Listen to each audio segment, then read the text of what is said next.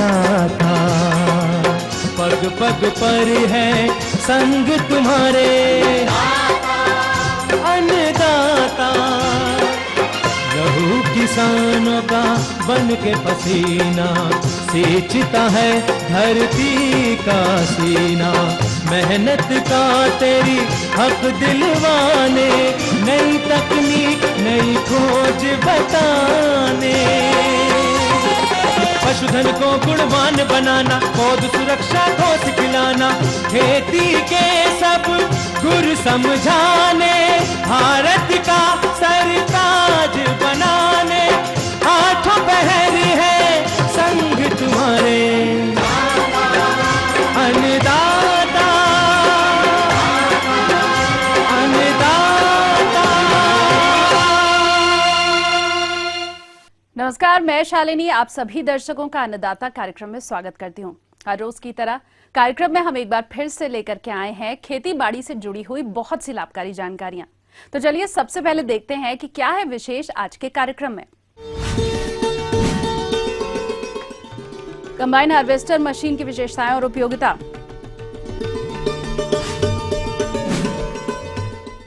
कद्दू वर्गीय फसलों में लगने वाले हानिकारक कीट और रोगों की रोकथाम,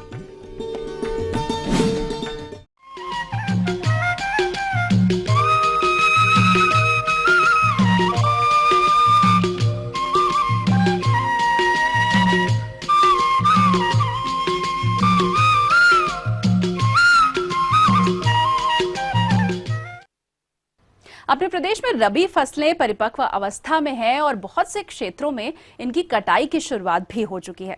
लेकिन इस समय फसलों की कटाई के लिए आमतौर पर किसानों को मजदूर नहीं मिलते हैं, जिससे फसलों की कटाई गहाई में देरी हो जाती है। किसानों की इस समस्या को देखते हुए कृषि वैज्ञानिकों ने कंबाइन हार्वेस्टर यंत्र का आविष्कार किया है। तो इस यंत्र की क्या खासियत है और किसानों के लिए ये किस प्रकार से उपयोगी है, चलिए जानते हैं RAU पूसा समस्तीपुर के कृषि अभियंता मनोरंजन कुमार से। आजकल कृषि में मशीनरी का प्रयोग बहुत होने लगा है, क्योंकि अभी रबी की अधिकांश फसलें कटाई के लिए तैयार हो रही हैं। ऐसे में कटाई के लिए मजदूरों का ना मिलना आम बात हो गई है। इसीलिए यदि किसान फसलों की कटाई के लिए कंबाइन हार्वेस्टर का प्रयोग करें तो उनकी लागत में कमी तो आएगी ही, साथ ही कटाई गहाई का कार्य भी जल्दी हो जाएगा। और आइए अब जानते हैं इस मशीन से किसानों को और क्या-क्या फायदे हैं। तो कंबाइन हार्वेस्टर से अगर हम कटाई करें तो सीधी सी बात है, अगर मशीन से कोई भी काम करते हैं तो हमारा श्रम शक्ति जो समय का काफ़ी बचत होता है। तो सबसे पहले तो हमारा जो मजदूर का कमी को दूर करने के लिए मशीन का हमारा प्रयोग करते हैं। इस मशीन से अगर खेतों में जो हमारा स्टैंडिंग क्रॉप है, जो खड़े पौधे हैं, उसके लिए व्यवहार में किया जाता है। किसान भाइयों, किसी यंत्र का प्रयोग करने से पहले उससे संबंधित सभी जानकारियां प्राप्त कर लेनी चाहिए। यदि कंबाइन हार्वेस्टर की बात करें तो ये किस प्रकार कार्य करता है, आइए जानते हैं। ये कंबाइन हार्वेस्टर 2 मीटर से लेकर के अप टू 4 मीटर तक का चौड़ाई का आता है। तो 2 मीटर से चौड़ाई 4 मीटर तक का चौड़ाई है, इसलिए इसका जो कैपेसिटी होगा पर घंटा या पर डे, अगर हम पर दिन निकालें प्रतिदिन, तो वेरी करेगा। ये लगभग अगर देखेंगे तो एक दिन में ये अगर आपका 3 हेक्टेयर से लेकर के आपका 5-6 हेक्टेयर तक कर देता है। डिपेंड करता है कि ये आपका कितनी चौड़ाई का मशीन है। स्वाभाविक है, अगर कम चौड़ाई के होगा तो ज़्यादा समय लगेगा और ज़्यादा चौड़ाई का है तो कम समय लगेगा। तो इसमें आप देख रहे होंगे कि ये जो बड़ा वाला भाग लगा हुआ है, ये रील कहलाता है। और रील के नीचे ठीक देखेंगे ब्लेड लगा हुआ है, यही काटता है, पौधा को काटता है। और ये ऑगर एक लगा हुआ है जो कि आप देख रहे हैं, ये करीब 4 मीटर चौड़ाई है। इसको जो पूरा 4 मीटर का करता है और ये ऑगर रील जो है उसको एक पीछे की ओर समेटता है, प्लेटफॉर्म पे लाता है। कटने के बाद वो ऑगर में जाता है। ऑगर में जाने के बाद दोनों तरफ से बीच में आता है और बीच में एक बना हुआ है कन्वेयर लगाने के लिए। तो बाकी का यूनिट में वो कटने के बाद गेहूं का जो बाली है और उससे थोड़ा सा नीचे हम लोग बाली जो इफेक्टिव पार्ट जिसमें कि दाना रहता है उसके थोड़ा सा नीचे लेकर के हम लोग काटते हैं। काटने के बाद वो जो है थ्रेसिंग यूनिट में चला जाता है। थ्रेसिंग यूनिट में जाने के बाद वो फिर क्लीनिंग होता है। थ्रेस होने के बाद क्लीन होता है। क्लीन होने के बाद जो हमारा भूसा है वो पीछे की ओर गिर जाता है। अगर हम चाहे तो उसको स्टोर कर लें, और दाने के लिए इसमें एक टैंक बना रहता है जिसमें कि दाना इकट्ठा हो जाता है। और अगर खेत में चलते समय अगर टैंक में भर गया दाना, तो हम लोग फिर ट्रॉली लगा करके उस दाने को निकाल लेते हैं। उसमें ऑगर टाइप का एक पाइप लगा हुआ है जिससे हम लोग ट्रॉली में निकाल लेते हैं। निकालने के बाद फिर खेतों में चलाते हैं। किसान भाइयों, ये मशीन कटाई के साथ साथ गहाई का कार्य भी करती है और इसीलिए इसकी कीमत भी ज्यादा होती है। लेकिन किसान यदि चाहें तो इन मशीनों को समूह बनाकर खरीद सकते हैं। और इसका दाम भी अगर देखें तो 3.5 लाख से के लेकर के 15-18 लाख तक का आता है। डिपेंड करता है वही कैपेसिटी पर कि अगर चौड़ा मशीन ज़्यादा बड़ा लेंगे तो काफ़ी थोड़ा महंगा पड़ेगा, और छोटा लेंगे तो हम मुख्यतः देखते हैं कि हमारे यहाँ जो मंझले किसान या छोटे किसान हैं तो उसके लिए कंबाइन छोटा लें, 2 फीट का या 2.5 फीट का जो कंबाइन आता है लें। इससे व्यवहार करने में जो हमारा जो कटाई का जो लागत आएगा वो काफ़ी कम आता है। अगर हम इसमें देखते हैं कि स्टैंडिंग क्रॉप होना चाहिए, मैंने पौधा खड़ा रहना चाहिए, झुका हुआ नहीं होना चाहिए। अगर ज़मीन में झुक गया तो ये काटने में समस्या इससे होती है।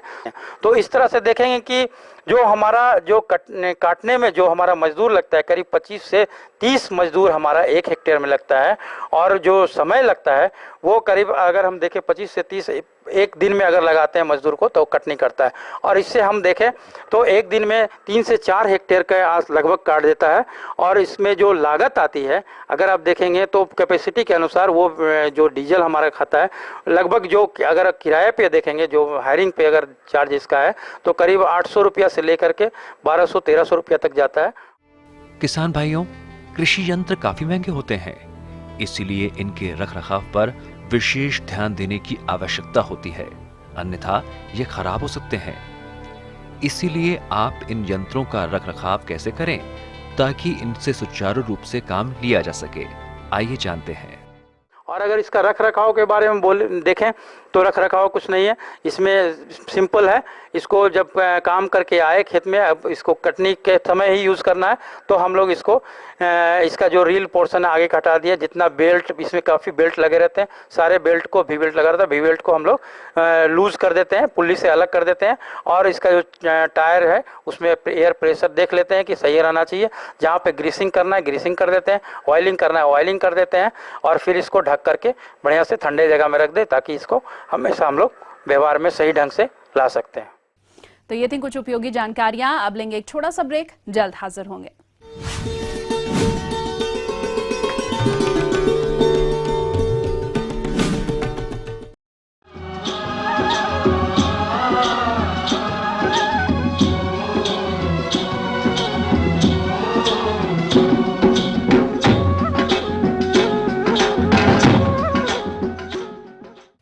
ब्रेक के बाद एक बार फिर से आप सभी दर्शकों का अन्नदाता कार्यक्रम में स्वागत है। और चलिए अब बढ़ते हैं अगली प्रस्तुति की ओर।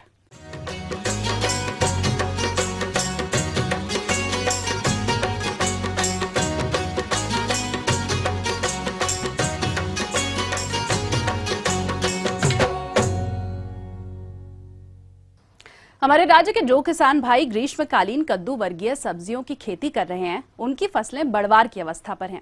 लेकिन इस समय बादल युक्त मौसम होने के कारण फसलों पर कीट और रोगों का प्रकोप दिखाई दे रहा है, जो कि फसल को नुकसान पहुंचा रहे हैं। तो आइए सबसे पहले जानते हैं इस समय कद्दू वर्गीय फसलों में लगने वाले कीटों और उनके नियंत्रण के बारे में, जिसकी जानकारी दे रहे हैं कीट वैज्ञानिक डॉक्टर प्रदीप कुमार द्विवेदी। जायद के मौसम में देख रहे हैं कि इस समय जो कद्दू वर्गीय सब्जियां जो होती हैं उनको हम लगा सकते हैं। कद्दू वर्गीय सब्जियों में हम देखते हैं जैसे कि गिलकी है, तोरई जिसको हम कहते हैं, ककड़ी है, खीरा है, इस तरीके की हम टिंडा है, इस तरीके की हम सब्जियों का उत्पादन करते हैं। जिस देखते हैं कि जैसे इसमें कुछ समस्याएं आती है, रोग और कीट आ जाते हैं जिससे हमारा उत्पादन प्रभावित होता है। कद्दू वर्गीय सब्जियों में जो प्रमुख रूप से एक जब हम फसल लगाते हैं उसी समय शुरुआती अवस्था में कद्दू का लाल कीट एक छोटा सा कीट होता है, और इसके क्या करते हैं जो लार्वी रहते हैं और वयस्क रहते हैं, नीचे से जड़ों को, तनों को खाना प्रारंभ करते हैं और ये नीचे धीरे धीरे, और जिसके प्रौढ़ होते हैं ये पत्तियों को खाना अच्छे से अच्छा समझते हैं और उसको प्राथमिकता देते हैं पत्तियों को खाने की। तो हमें इस कीट को नियंत्रण करने की आवश्यकता पड़ती है। तो इस कीट के नियंत्रण के लिए जैसे कार्बेरिल डस्ट आती है, इसको हम 20 किलोग्राम प्रति हेक्टेयर के हिसाब से हम दवा का इस्तेमाल करेंगे तो हम इस कीट पे नियंत्रण पा सकते हैं। जैसा कि फिर हम दूसरा कीट देखते हैं, जैसे हमारी फसल बढ़ने लगती है तो जैसे कि माहू कीट है, ये माहू कीट भी हमारी इस फसल को बहुत ज़्यादा प्रभावित करता है और हमारा उत्पादन प्रभावित होता है। ये माहू कीट बहुत छोटे छोटे कीट होते हैं और पत्तियों पर बैठ करके पत्तियों की निचली सतह पे और ऊपरी सतह पर, तनों पर, कोमल भागों पे, सारी जगह ये बैठ करके पूरे पौधे पे उन पत्तियों से, पूरे पौधे से रस चूसते रहते हैं और रस चूसने से हमारा पौधा क्या होता है, सिकुड़ने लगता है और धीरे धीरे पौधा हमारा कमजोर हो जाता है। तो हम इस जैसिड के नियंत्रण के लिए जैसे थायोमेथाक्साम दवा आती है 25 WG की, इसकी हम 125 ग्राम मात्रा प्रति हेक्टेयर के हिसाब से हम इसको इस्तेमाल करेंगे। 500 से 600 लीटर पानी में घोल बना करके छिड़काव करते हैं तो इस कीट पे हम नियंत्रण पा सकते हैं। किसान भाइयों, अंत में हम आपसे यही कहेंगे कि जो भी हमारे द्वारा बताई गई तकनीकी है इसका आप इस्तेमाल करेंगे तो निश्चित रूप से कद्दू वर्गीय फसलों से जायद के मौसम में आप अच्छे से अच्छा उत्पादन ले सकते हैं। इसके अलावा इस समय इन फसलों में कौन कौन से रोग लगते हैं और उनका नियंत्रण किस तरह से करना है, इस बारे में सुझाव दे रहे हैं पौध रोग वैज्ञानिक RKS तिवारी। देखिए, कद्दू वर्गीय जो फसल लगी हुई है उसमें 2 बीमारियां मुख्यतः आती हैं। एक तो भभूतिया रोग आता है, पाउडर मिल्ड्यू जिसको बोलते हैं, और दूसरा आता है डाउनी मिल्ड्यू। दोनों बीमारियां इसमें कद्दू वर्गीय में आती हैं। केवल इनके आने का जो समय है और मौसम के हिसाब से दोनों बीमारियां अलग अलग मौसम में आती हैं। अभी जो मौसम है, जैसे हल्की सी पानी भी गिरा है, बरसात भी है हल्की सी, और वातावरण में ठंडक है, ऐसी स्थिति में जो डाउनी मिल्ड्यू जो रोग है वो ज़्यादा फैलता है।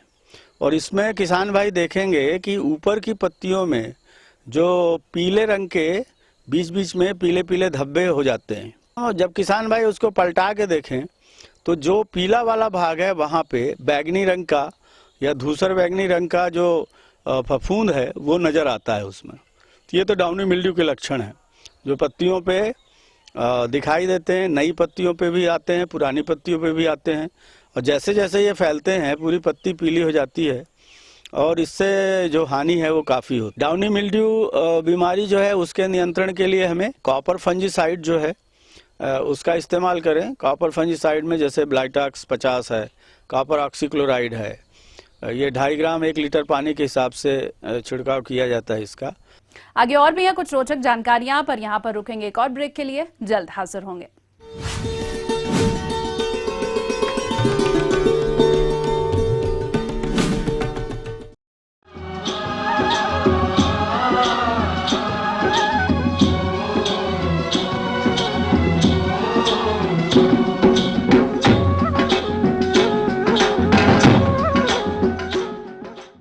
ब्रेक के बाद आप सभी दर्शकों का एक बार फिर से स्वागत है और चलिए अब रुख करते हैं अगली कड़ी की ओर।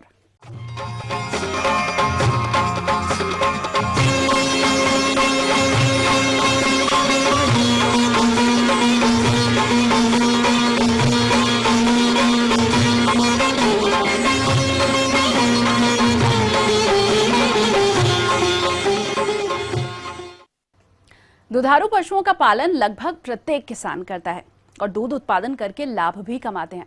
लेकिन अधिक दूध उत्पादन के लिए ऐसा देखा जाता है कि कई किसान अपने पशुओं में ऑक्सीटोसिन नामक इंजेक्शन का प्रयोग करते हैं, जो कि पशु और मानव दोनों के स्वास्थ्य के लिए घातक है। तो आइए इससे होने वाले नुकसान पर विस्तृत जानकारी लेते हैं पशु चिकित्सक डॉक्टर LC वर्मा से। ऑक्सीटोसिन एक हार्मोन है जो पशु के हाइपोथैलेमस से बनता है और पिट्यूटरी ग्रंथि में इकट्ठा होता है। यह पशुओं में 2 तरीके से लगाया जाता है। एक तो दूध, ये प्रसव में सहायक है, दूसरा दूध उतारने में भी सहायक है। इसके लगाने से दूध उतरने लगता है और प्रसव में इसलिए सहायक है कि गर्भाशय में संकुचन पैदा करता है, जिससे बच्चा आसानी से पैदा हो जाता है। ऑक्सीटोसिन का पशुओं में प्रयोग ब्यांत में परेशानियों से बचने और दूध का उत्पादन बढ़ाने के लिए किसान भाई करते हैं, लेकिन वे इस मीठे जहर के परिणाम को शायद जानते नहीं या फिर जानबूझकर अपनी सुविधा के लिए प्रयोग करते हैं, जो कि किसी भी तरह से उचित नहीं है। आइए अब जानते हैं इससे होने वाले दुष्प्रभावों के बारे में। ऑक्सीटोसिन इंजेक्शन का प्रभाव पशुओं और मनुष्यों दोनों पर पड़ता है। ऑक्सीटोसिन इंजेक्शन लगाते क्यों हैं? पशुपालकों में यह धारणा होती है कि इंजेक्शन लगाने से दूध बढ़ता है।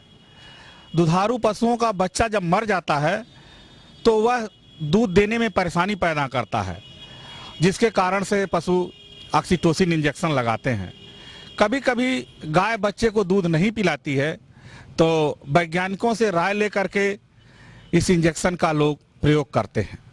ऑक्सीटोसिन इंजेक्शन के हानिकारक प्रभाव क्या क्या हैं? ये व्यक्ति और पशु दोनों पर प्रभाव डालता है।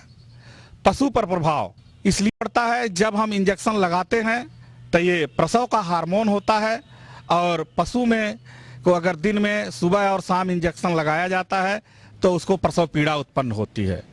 सामान्य पशु भी दिन में 2 बार प्रसव पीड़ा से ग्रसित होता है और वो धीरे धीरे बांझपन का शिकार हो जाता है।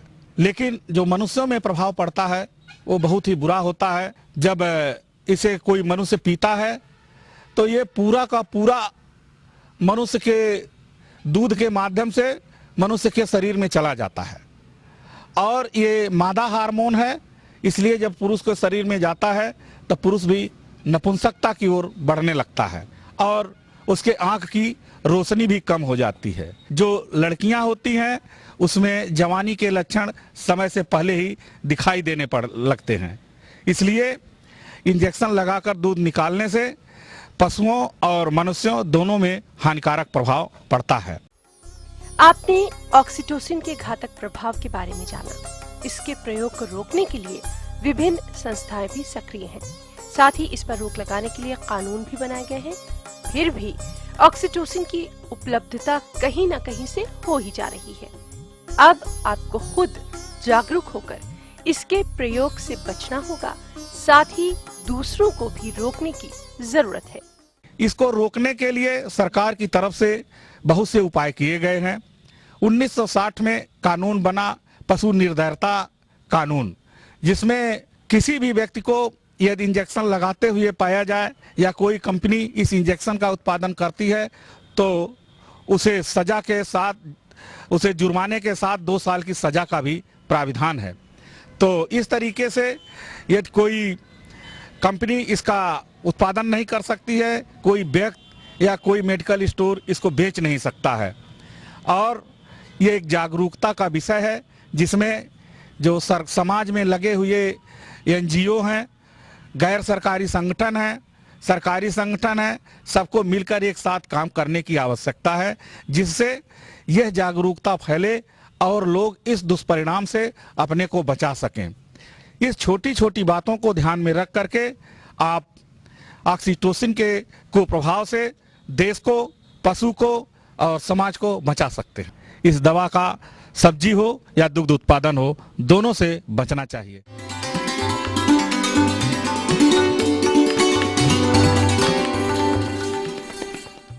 अन्नदाता हेल्पलाइन निशुल्क फोन संपर्क सेवा के माध्यम से आपके द्वारा पूछे गए कृषि से जुड़े हुए प्रश्नों में से 1 या फिर 2 महत्वपूर्ण प्रश्नों को हम अपने कार्यक्रम में शामिल करते हैं और इसी के तहत आज का चयनित प्रश्न और उसका जवाब इस प्रकार है।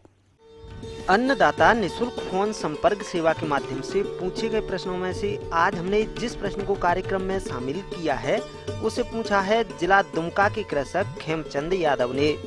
आप बकरी की उन्नत नस्ल और उनके रखरखाव के बारे में जानकारी चाहते हैं तो खेमचंद यादव जी आपकी जानकारी हेतु प्रस्तुत है कार्यक्रम का यह अंश। हमारे किसान भाई ये जान लें कि बकरी 3 पर्पज से पाला जाता है। एक दूध उत्पादन के लिए, दूसरा ड्यूअल पर्पस मतलब दूध और मांस दोनों के लिए, और तीसरा मांस पर्पस के लिए। झारखंड के किसान भाई हमारे अधिकतर 90% किसान जो हैं ये मांस के लिए पालना चाहते हैं। तो झारखंड के जो उपयुक्त नस्ल है, एक तो है ये ब्लैक बंगाल। ब्लैक बंगाल में विशेषता इसकी ये है कि इसके मांस तो बहुत कम होता है, लेकिन इसकी प्रजनन क्षमता, मांस का क्वालिटी और चमड़े का क्वालिटी बहुत ही अच्छा होता है। एक बार में ये 2 से 3 बच्चा मैंने करीब 2.5 औसतन बच्चा देती है और हर एक 8 माह के अंतराल पर बच्चा देती है। लेकिन यदि ज़्यादा मांस आप पैदा करना चाहते हैं, क्योंकि ये जो ब्लैक बंगाल की बकरी है वो करीब 1 साल में 12 से 15 केजी होती है। लेकिन यदि उसी ब्लैक बंगाल की बकरी को बीटल से हम क्रॉस करा देते हैं तो उसके जो बच्चा पैदा होते हैं 1 साल में 25 से 30 केजी हो जाते हैं, मतलब दोगुना वजन करीब हो जाता है। तो यदि हमारे किसान भाई झारखंड के हैं, मांस के उत्पादन के लिए बकरी पालन करना चाहते हैं तो ब्लैक बंगाल बकरी रखे और बकरा बीटल रखे, या एक सिरोही भी है। बीटल आपको पंजाब का नस्ल है और सिरोही जो है राजस्थान का है। जमुना पाड़ी इस क्षेत्र के लिए अच्छा नहीं है, तो ये दोनों नस्ल से क्रॉस करा करके उसके बच्चे को मांस में बेचते जाएं, लेकिन बकरी हमेशा ब्लैक बंगाल रखना है। फिर उनकी यदि नस्ल है तो आवास की व्यवस्था होना चाहिए। आवास में हमारे किसान भाई को ज़्यादा खर्च नहीं करना है कि ज़मीन कच्चा टाइप का रखना है। घर बनाने के लिए यहाँ बांस काफ़ी मात्रा में उपलब्ध रहता है, बहुत सस्ते बना के आप ऊपर से फूस दे दीजिए, चाहे कोई चीज़ दीजिए, नहीं है तो ऊपर से पुआल दे करके उस पर प्लास्टिक भी लगा सकते हैं। बकरियों के आवास की नियमित सुबह और शाम के समय साफ सफाई करके चूना या राख का बुरकाव करना चाहिए, ताकि गंदगी से फैलने वाले रोगों से बकरियां मुक्त रहें और इनका शारीरिक वृद्धि और विकास ठीक ढंग से हो।